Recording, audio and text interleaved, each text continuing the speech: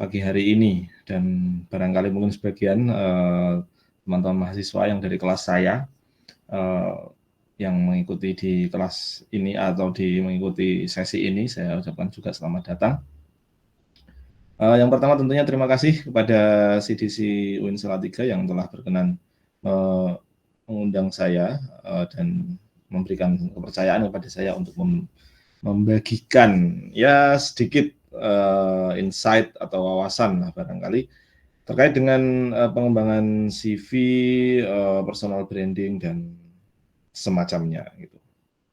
Ya kurang lebihnya walaupun barangkali nanti sedikit dan ini juga sesinya juga mungkin tidak yang sangat lama, tapi saya harap sedikit banyaknya bisa menjadi keberkahan, menjadi kemanfaatan untuk kita semua dan juga barangkali bisa berguna untuk teman-teman sekalian yang memang masih ada di usia-usia ini, ada di usia-usia ingin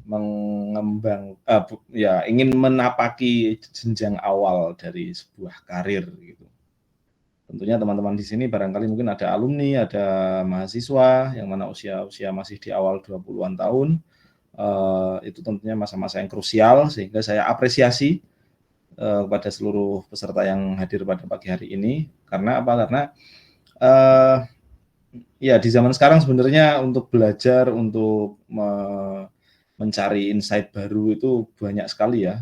Hampir mungkin setiap minggu di kampus ya pasti ada aja diskusi, ada saja event-event atau mungkin ada aja kelas-kelas gitu. Tapi ya tidak semuanya juga mungkin punya kesempatan atau tidak semuanya mau juga untuk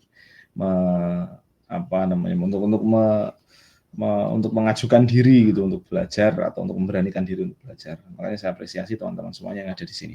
Baik, langsung saja untuk materi kita pada pagi hari ini. Sebelumnya saya mau ingin bertanya kepada tim CDC untuk waktunya berapa menit paparan saya? Kalau boleh tahu.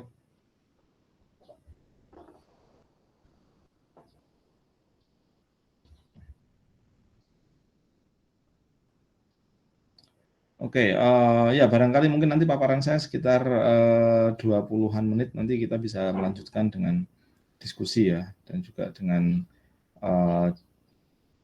ya sharing, dialog, dan semacamnya.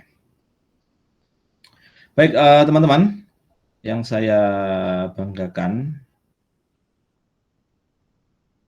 jadi yang akan saya share atau yang sebentar ya pengaturnya.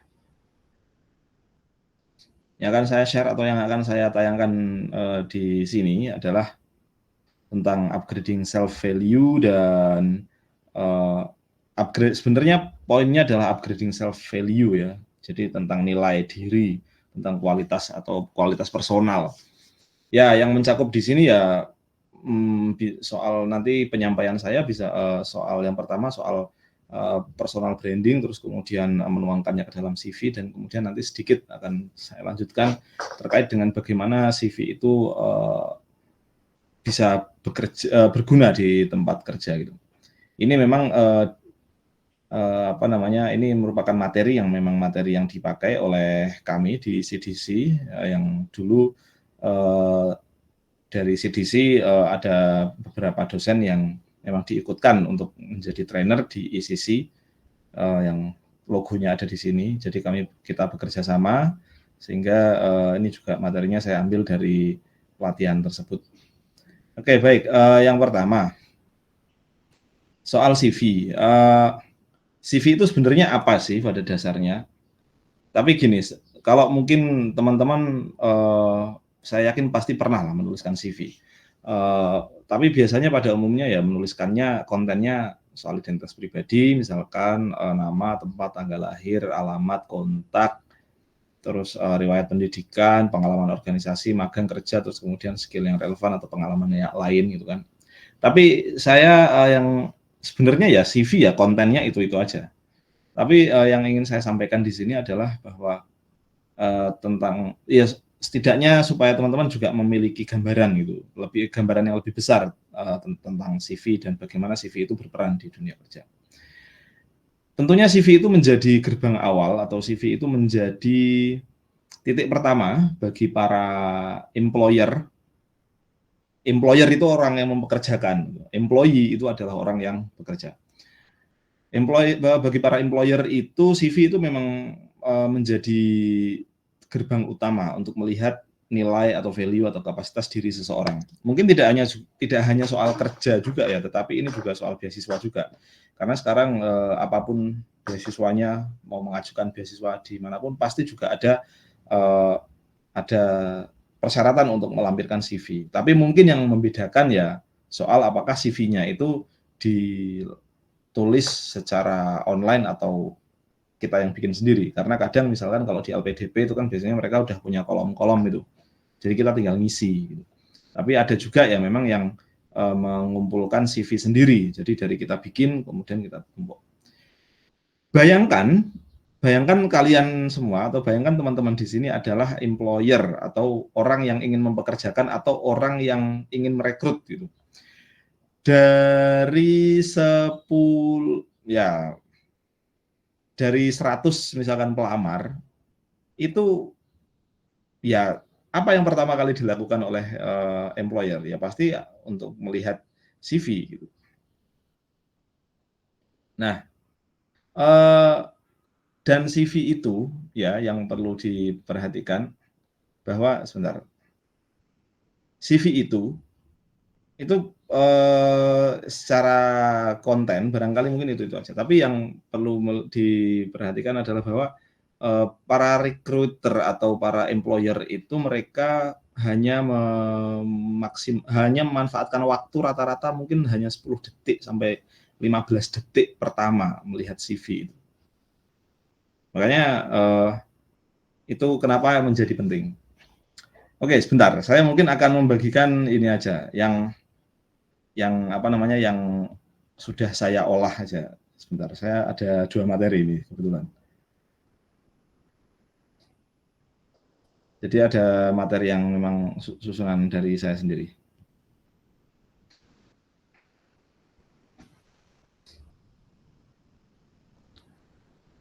Nah, oke.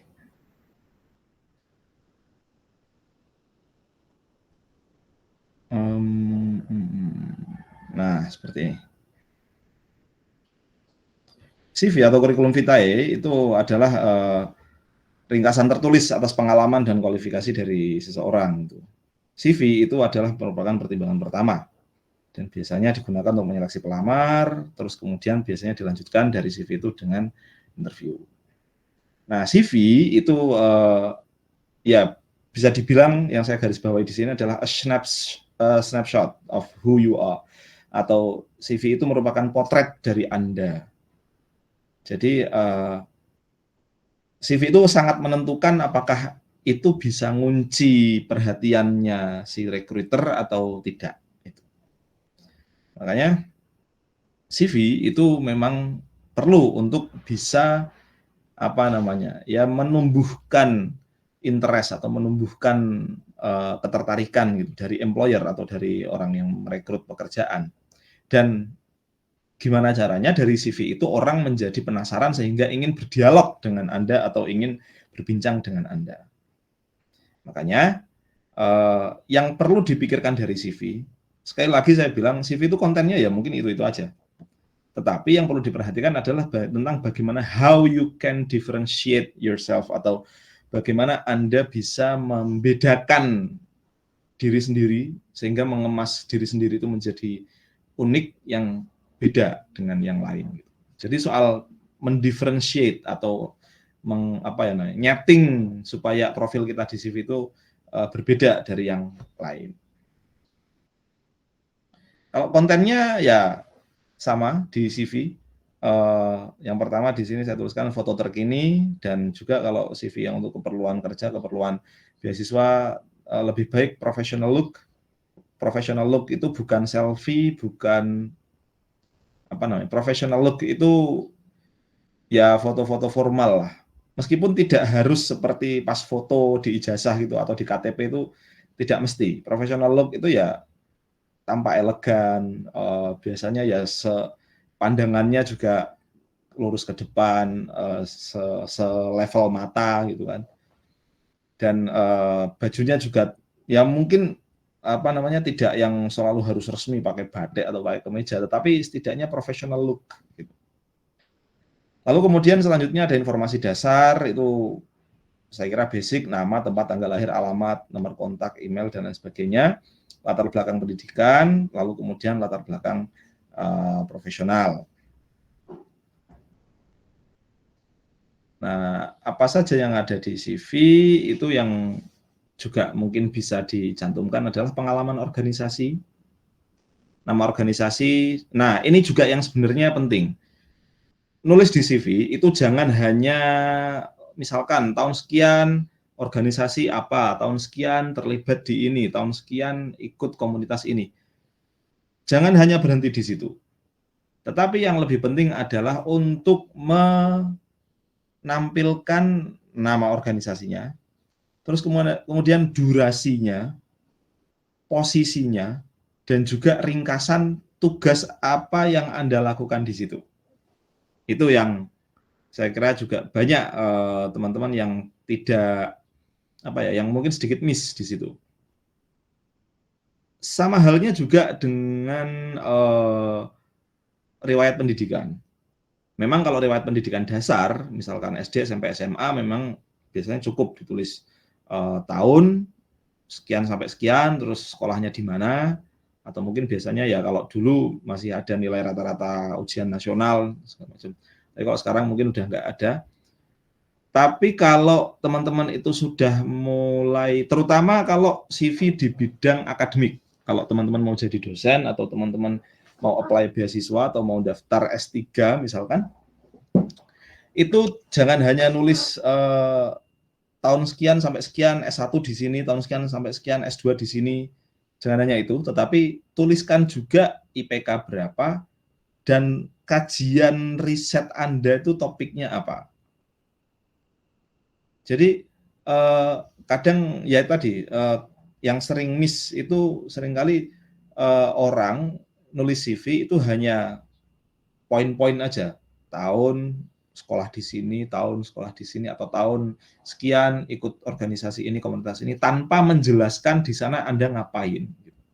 Karena itu yang akan menjadi kunci bagi si perekrut gitu atau si employer. Kalau cuma menempatkan nama organisasi, menempatkan nama komunitas, oh Anda selama 4 tahun kuliah di UIN misalkan, oh, Anda ikut UKM 4 misalkan, atau Anda ikut organisasi eksternal, yo di HMI ikut, di PMI ikut, di MM ikut, atau apa. Anda mau tulis semuanya pun, itu poin pentingnya bukan soal di banyaknya atau kuantitas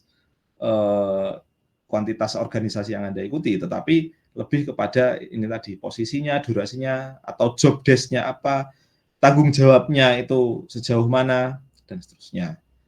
Lalu saya lanjutkan ya yang bagian ini, lalu keterampilan pendukung, terus kemudian pencapaian prestasi, dan juga rekomendasi atau reference. Reference ini juga memang agak tricky ya, karena gini, reference itu biasanya memang kalau di dalam perekrutan beasiswa atau perekrutan kerja memang kadang mungkin ada rekomendasi. Tapi rekomendasi kan biasanya terpisah dari CV itu biasanya. Cuman ini juga mungkin satu tips bagi Anda, terutama kalau Anda memang ingin mengejar karir di bidang akademik atau di guru atau di dosen atau di peneliti misalkan atau di birokrasi misalkan, yang mana figur ketokohan itu menjadi penting. Nah ini tipsnya adalah barangkali mungkin Anda bisa meletakkan itu pengalaman Anda atau persentuhan Anda. Misalkan dulu saya pernah menjadi asisten penelitinya dosen siapa, saya pernah menjadi asisten peneliti dari dosen ini. Itu saya tuliskan. Sehingga apa? Sehingga meskipun pengalaman kerjanya itu tidak formal ya. Misalkan contoh teman-teman ada pernah misalkan melakukan riset kolaboratif sama dosen gitu. Itu saya kira penting juga untuk ditulis. Jadi karena secara tidak langsung itu menunjukkan track record Anda, oh si anak ini dia pernah levelnya dia pernah kerja sama seorang profesor misalkan. Walaupun mungkin Anda hanya bantu mentranskrip wawancara atau Anda hanya bantu turun ke lapangan untuk ngambil data aja gitu. Tapi itu juga bisa dirangkum sebagai, bisa juga di-framing dalam tanda kutip, di-frame sebagai bagian dari pengalaman pekerjaan Anda secara profesional. Meskipun tidak yang purely murni profesional banget, mungkin enggak gitu. Tetapi at least itu bisa lah menjadi tambahan. Karena terutama di bidang-bidang pekerjaan yang menganggap penting soal ketokohan. Jadi kalau dulu waktu saya masih lulus S1 atau masih S2 itu ketika mau apply student exchange misalkan, itu ya saya tuliskan itu biasanya saya pernah bekerja dengan siapa, atau saya pernah menjadi asisten siapa gitu. Apalagi teman-teman kan yang biasanya ada di organisasi atau di pergerakan atau di himpunan misalkan, yang mana senioritas atau hubungan antar senior itu juga mungkin cukup menjadi penting gitu ya. Jadi itu juga mungkin bisa untuk dituliskan. Oke, next. Nah ini, dalam menyusun CV, ini ada beberapa tips. Yang pertama adalah teman-teman perlu memperhatikan target posisi yang ingin di-apply. Karena apa? Karena satu CV itu ya berguna dan berfungsi dan dikemas untuk satu tujuan yang spesifik. CV saya untuk mendaftar beasiswa misalkan, itu akan berbeda dengan CV saya ketika saya mendaftar untuk pertukaran pelajar atau student exchange misalkan. Karena apa? Karena kalau logikanya gini, misalkan contoh, oh saya ingin mendaftar beasiswa untuk S3 misalkan. Tentunya akan saya kuatkan dari sisi-sisi akademik. Akan saya kuatkan dari sisi-sisi apa namanya ya, yang istilahnya akan saya perbanyak narasi soal jurnalnya, akan saya perbanyak pengalaman-pengalaman akademiknya, misalkan pernah mengisi training ini itu dan lain sebagainya. Contoh. Tapi mungkin barangkali kalau misalkan nanti ada kesempatan apa misalkan lowongan untuk menjadi atau untuk menjabat di posisi tertentu di pemerintahan misalkan, ya pasti akan saya sendirikan dan akan saya bedakan gitu. Dan akan saya sesuaikan lagi karena apa ya tadi, karena satu CV itu harusnya idealnya untuk satu kegunaan. Jangan kok satu CV untuk banyak kegunaan. Teman-teman, itu yang nanti juga akan membedakan. Karena apa? Karena dampaknya dari si employer atau ya orang yang ingin mempekerjakan itu, ketika melihat CV itu pasti sudah, ya saya anggap sudah terbesit gitu kan. Oh ya berarti orang ini dia riset benar tentang perusahaan ini gitu. Makanya disesuaikan. Kalau perusahaan kreatif misalkan ya silahkan monggo pakai CV yang beraneka warna, yang ngepop. Kalau memang Anda ingin masuk di dunia kerja TV broadcasting atau di dunia apa di dunia kreatif lah, konten kreator misalkan ingin kerja di studio YouTube, di studio podcast misalkan, silahkan CV-nya sekreatif mungkin gitu. Tetapi kalau Anda ingin masuk ke wilayah akademik atau wilayah birokrasi pemerintahan, ya sebisa mungkin ya tidak perlu yang ngepop juga CV-nya gitu. Makanya satu CV untuk satu tujuan yang berbeda. Lalu kemudian yang kedua adalah soal impact atau dampaknya. CV itu idealnya adalah bisa dibaca, tadi yang saya bilang di awal 10 sampai 20 detik. Makanya CV ya paling enggak 2 halaman cukup. Karena memang itu untuk spesifik di maksud tertentu gitu ya. Ya bayangkan aja Anda ingin mempekerjakan orang yang ngelamar 100 orang. Apakah Anda akan membaca semuanya CV dari 100 orang itu? Saya yakin tidak. Itu.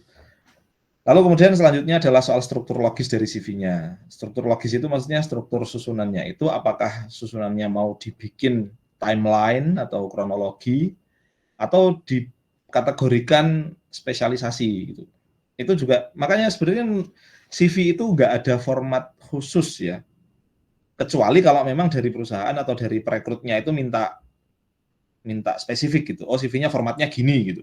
Itu ya silahkan Anda ikuti. Tetapi kalau tidak ada syarat tertentu atau tidak ada panduan tertentu soal CV-nya, Anda sebenarnya bisa dibebaskan untuk membuat CV sendiri. Tapi ya itu yang perlu diperhatikan. Apakah Anda ingin menyusun CV-nya itu secara kronologis atau secara kategorisasi. Kalau kategorisasi ya misalkan ya mungkin Anda kelompokkan sesuai dengan misalkan pengalaman riset ini, oh pengalaman organisasi ini, terus pengalaman menulis 1 2 3 gitu. Atau ya misalkan Anda kelompokkan secara timeline, kalau secara timeline ya biasanya pengalaman kerja misalkan. Nah, misalkan contoh pengalaman kerja atau pengalaman magang gitu ya. Pengalaman kerja misalkan Anda bisa susun secara timeline itu dari tahun. Dan kalau saran saya tahunnya yang paling atas itu yang paling ini malah justru. Yang paling atas itu yang paling terkini. Jadi yang paling terakhir itu yang paling atas. Jangan yang paling lama yang paling atas. Mungkin kalau makanya saya juga kalau di CV ketika menyusun CV yang saya tulis misalkan background pendidikan yang paling atas itu ya S2 dulu. S2, S1, aliyah, MTS, MI gitu kan. Sama juga dengan pekerjaan. Karena apa? Karena biar bisa diruntut gitu. Lalu kemudian tipsnya lagi adalah kalau ada unsur skill atau ada unsur yang apa ya, yang kira-kira cukup relevan di instansi pelamarnya atau yang menjadi penting bagi perekrutnya, katakanlah itu diberi ruang lebih. Diberi ruang lebih maksudnya di highlight gitu loh, bisa di bold, triknya bisa dikasih satu box misalkan atau semacamnya. Jadi tidak seragam semuanya. Atau mungkin fontnya bisa lebih dibesarin untuk nge-highlight gitu. Dan seterusnya. Lalu kemudian show, don't tell. Jangan CV itu kan sebenarnya ya kita ngasih tahu, tetapi kita ngasih tahu pun itu harus berdasarkan bukti. Jangan ngarang, jangan ngarang dalam menulis CV.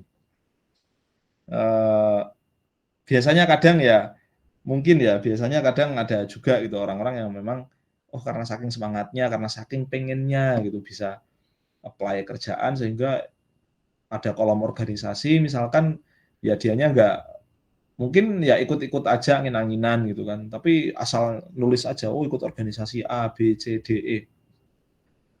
Tapi tanpa menjelaskan apa pentingnya dia di situ, pekerjaannya apa, job desk-nya apa, ya sama aja. Itu nggak cukup berarti juga. Dan berbasis bukti ya. Berbasis bukti itu maksudnya ya emang ada buktinya beneran.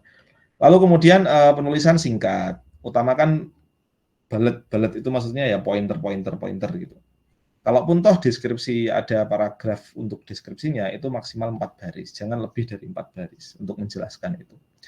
Lalu yang terakhir ini memakai kalimat positif atau memakai kalimat positif itu maksudnya itu saya melakukan atau misalkan saya menjalankan apa atau saya bertanggung jawab atas apa. Biasanya kan gini, kalau misalkan biasanya menuliskan deskripsi ya, misalkan tahun sekian misalkan organisasi di HMPS, lalu kemudian biasanya keterangannya adalah menjadi ketua gitu kan, atau misalkan deskripsinya menjadi sekretaris gitu, itu hanya menjelaskan organisasi sama posisinya tok. Yang saya maksud menggunakan kalimat positif tadi adalah pakai kata kerja gitu, yang menunjukkan bahwa Anda itu di situ ngapain. Jadi jangan hanya cuma kok misalkan tahun sekian aktif di Dema menjadi kepala departemen. Jangan cukup di situ, tapi juga kasihlah deskripsi singkat lagi gitu. Misalkan melaksanakan atau bertanggung jawab atas kegiatan-kegiatan yang sifatnya intern, misalkan kayak gitu, atau bertanggung jawab untuk korespondensi baik ke dalam maupun keluar. Semacam itu akan lebih convincing atau akan lebih meyakinkan. Lalu kemudian kompetensi atau keterampilan umum yang bisa dimasukkan di CV itu ya bisa keterampilan komunikasi, terutama juga keterampilan bahasa ya. Anda skor TOEFL-nya berapa, skor IELTS berapa, terus keterampilan kerja sama tim, itu juga Anda juga memang perlu untuk mendeskripsikan, lalu kemudian planning, management skill, interpersonal skill, skill kepemimpinan, problem solving, pemecahan masalah, lalu kemudian motivasi.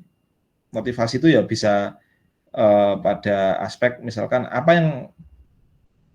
yang menarik bagi Anda atau Anda tuh tertarik di bidang apa misalkan.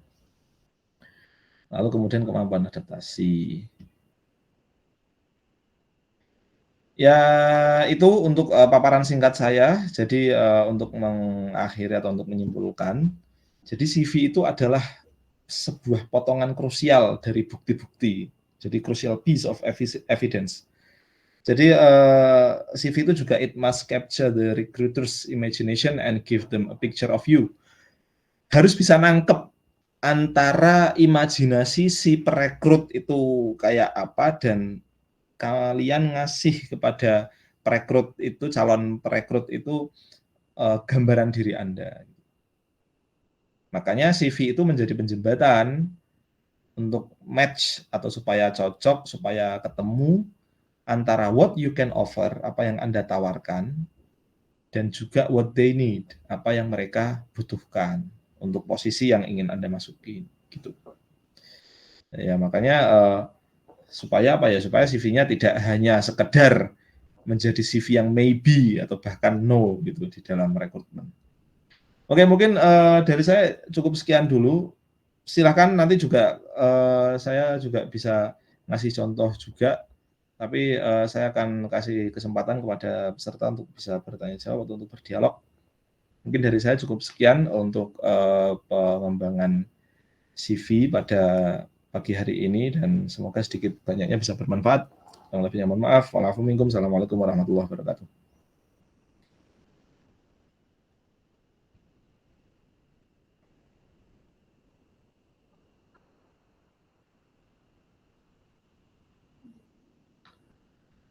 Yap, saya kembalikan lagi ke moderator, monggo, atau mungkin langsung saja dari para peserta. Apabila ada yang ingin mengkonfirmasi, menanyakan, atau mungkin ada yang masih dirasa belum di atau dirasa belum cukup memahamkan, saya beri kesempatan untuk bertanya. Monggo. Baik, silakan kepada seluruh peserta alumni UIN Salatiga bisa dilanjutkan untuk tanya jawab. Menarik sekali tentang materi yang disampaikan oleh Bapak Riki Virus MA. Saya sangat yakin sekali ada alumni kita yang masih malu-malu bisa angkat tangan, raise hand, atau mengisi pesan di kotak ya. Kami tunggu 3-5 menit atau ada 1-2-3 pertanyaan kami. Pelan-pelan bisa disusun pertanyaannya dengan rapi dan bisa ditanyakan kepada kami atau langsung open kamera gitu ya. Informasi tentang absensi dan sertifikat akan kami kirimkan linknya gitu ya. Para sobat alumni semuanya silahkan bisa disampaikan pertanyaannya, silahkan. Terima kasih.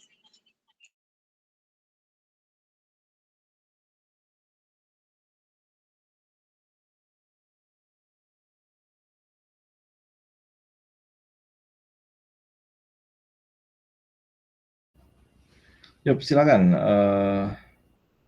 untuk teman-teman ya.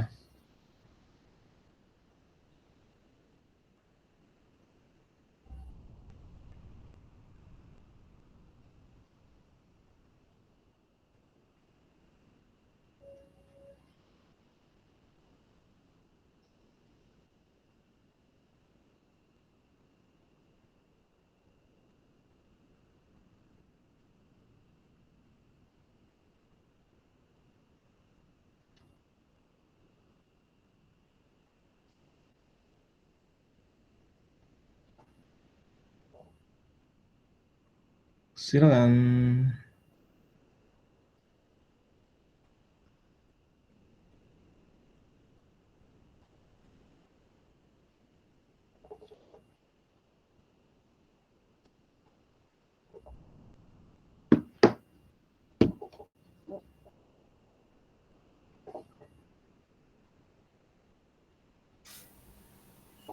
Permisi Pak. Yap, monggo langsung aja. Ya, perkenalkan Pak, nama saya Nabila dari alumni Tadris Matematika Angkatan 21. Oh ya, makasih Mbak Nabila. Hari Silakan. ini saya sempat buat CV ya Pak untuk melamar pekerjaan di bidang pendidikan bimbingan belajar seperti itu Pak. Iya. Ketika saya membuat CV sesuai yang tadi seperti Bapak terangkan. Jadi ada nama organisasinya, tahunnya, juga deskripsinya seperti apa. Nah, tapi ketika saya punya kakak ya Pak, punya kakak itu udah di bidang perusahaan udah sekitar 5 tahun kurang lebih. Iya. Nah, ketika dicek CV saya, beliau bilang seperti ini, kamu kalau membuat CV kayak gini terlalu oversharing informasinya. Nah, nanti apa yang membuat mereka manggil kamu mau tahu lebih ke interview seperti itu Pak. Nah, jadi saya yang benar tuh yang kayak gimana gitu. Oke, ya. Baik, terima kasih pengalamannya Mbak Nabila. Ya, memang sebenarnya kalau gini sih, sekali lagi dalam membuat CV itu tidak ada rumusan baku, itu tidak ada. Satu-satunya patokan rumusan baku adalah kalau seandainya memang itu diminta atau ada formatnya dari si perekrut itu, gitu kan. Yang mana itu juga pasti akan berbeda-beda antara satu instansi atau satu tempat kerja dengan tempat kerja yang lain. Itu juga belum kalau kita memperhitungkan bahwa di bidang itu juga ditambah kita juga perlu mempertimbangkan juga bahwa kenyataannya CV juga tidak hanya dipakai untuk melamar kerja, tetapi juga untuk beasiswa atau bisa mendaftar studi lanjut dan seterusnya. Memang saya tentunya tidak bisa menilai mana yang paling benar gitu, karena setidaknya dari knowledge atau dari apa yang saya pahami itu semacam itu. Tapi barangkali kalau memang saya istilahnya gini deh, kalau memang saya bisa bilang ya, memang yang saya sampaikan atau yang menjadi rumusan saya seperti tadi, itu memang yang selama ini saya lakukan. Yang mana yang saya lakukan itu adalah biasanya apply untuk beasiswa atau untuk student exchange atau untuk di bidang akademik, di bidang riset gitu. Yang mana saya belum pernah bekerja di bidang industri. Nah itu, barangkali mungkin itu juga saya harus memberi catatan itu juga. Karena yang saya bagikan itu adalah pengalaman yang saya lakukan sendiri. Ya maksud saya itu juga input yang bagus pada dasarnya. Karena apa? Karena ya akhirnya ada pengalaman melihat realita langsungnya seperti apa. Barangkali mungkin karena kan gini, itu juga dunia kerja dengan dunia yang mungkin saya mengistilahkannya apa ya, dengan dunia beasiswa dalam tanda kutip ya. Beasiswa itu kan nggak mesti beasiswa untuk kuliah, itu kan nggak mesti, tapi kadang misalkan ada program, ada orang buka program misalkan buka workshop misalkan, tapi seleksi dulu untuk ikut workshopnya misalkan. Atau seperti ini buka bootcamp, buka pelatihan, tapi ada seleksinya. Dunia beasiswa, dunia workshop misalkan itu kan dunia yang memang istilahnya cuacanya itu lebih kepada persoalan pengembangan diri kan. Yang mana barangkali itu akan sangat berbeda dengan di bidang industri gitu. Tentunya reviewer HRD perusahaan atau startup misalkan, itu pasti juga sangat berbeda dengan recruiter atau interviewer dari LPDP misalnya. Makanya saya kalau menanggapi Mbak Nabila, kalau memang ada masukan seperti itu, ya saya rasa itu layak untuk dipertimbangkan gitu. Saya tidak bisa bilang mana yang benar atau mana yang salah karena memang sama sekali nggak ada patokannya. Makanya di awal tadi saya juga menggarisbawahi yang perlu diingat adalah tentang bagaimana purpose-nya gitu. Purpose atau tujuannya CV. Si CV ini tuh mau kita tumpuk kemana, mau kita kasih ke orang yang seperti apa. Barangkali mungkin kalau untuk CV-CV yang di HRD perusahaan atau industri misalkan, mungkin barangkali mereka lebih suka yang plain-plain aja gitu, nggak usah banyak dekor-dekor, nggak usah banyak warna-warni ala-ala segala macam gitu. Karena apa? Karena yang mereka butuhkan ya soal kualifikasi atau mungkin barangkali mungkin untuk pekerjaan-pekerjaan yang sifatnya teknis. Nah, kalau misalkan mereka butuh misalkan engineer gitu untuk posisi apa namanya, untuk posisi maintenance sebuah bidang mesin gitu kan. Ya organisasi nggak begitu berpengaruh untuk menjelaskan job description di organisasi juga mungkin nggak begitu kepakai. Yang lebih kepakai apa? Oh pernah kursus teknik mesin, oh pernah mendapatkan sertifikasi ini, oh pernah ikut pelatihan ngelas, ikut pelatihan ini itu. Nah, itu mungkin yang lebih matters atau yang lebih apa namanya lebih berarti lah. Gitu. Makanya apa ya, yang perlu kita bangun itu adalah kesadaran bahwa ini satu CV itu untuk satu tujuan yang sangat spesifik dan pasti itu akan apa namanya dan perlunya kita juga untuk membangun kesadaran soal calon calon rekruter kita itu seperti apa. Tapi makasih Mbak Nabila. Jadi itu malah jadi apa namanya jadi informasi juga untuk saya. Barangkali mungkin kok materiku ya kok tak update meneh. Tapi nggak apa-apa, serius. Itu maksudnya kalau memang Anda justru ketemu dengan orang yang memang ada di industrinya itu langsung, ya bagaimanapun ini kita berdiskusi secara teoretis gitu. Iya, Pak. Jadi saya kira itu masukan yang sangat berharga dan juga bisa dicoba, nggak ada salahnya. Itu ya. Baik, terima kasih, Pak. Ya, sukses. Monggo yang lain.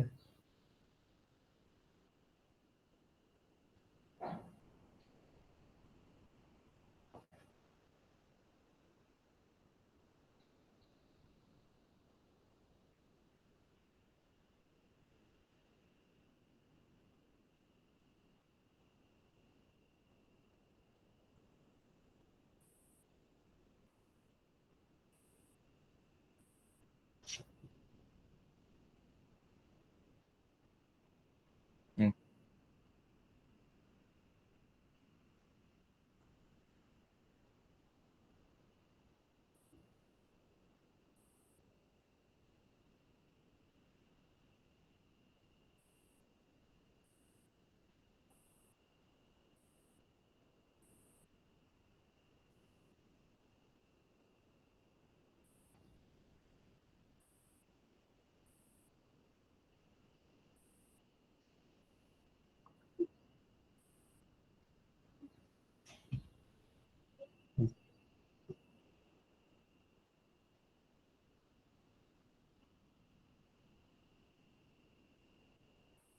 Waalaikumsalam warahmatullahi wabarakatuh.